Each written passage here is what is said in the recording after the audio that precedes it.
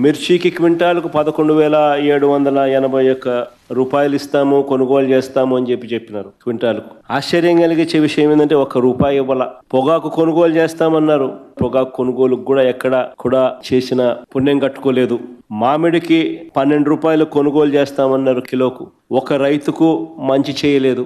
ఉల్లికి క్వింటాలకు 1200తో కొనుగోలు చేస్తామని చెప్పినారు, చేతులు ఎత్తేసారు. తర్వాత హెక్టార్కు 50,000 ఇస్తామన్నారు, అది ఇచ్చిన పుణ్యం కూడా వీళ్ళు కట్టుకోలేదు ఇప్పుడు. సో అన్ని రకాల కూడా ఈ క్రాప్ అన్నది నీరు గార్చేశారు, ఆర్బీకేలు అన్నది నిర్వీర్యం చేసేశారు.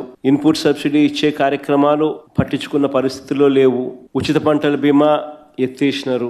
ఏ పంటకు కూడా గిట్టుబాటు ధరలు రాని పరిస్థితిలో రైతు తీవ్రంగా ఈ 16 నెలలు 17 నెలలు చంద్రబాబు నాయుడు గారి పాలనలో నష్టపోయిన పరిస్థితులు మనం చూస్తా ఉన్నాం. ఇవన్నీ మ్యాన్ మేడ్ కెలామిటీస్.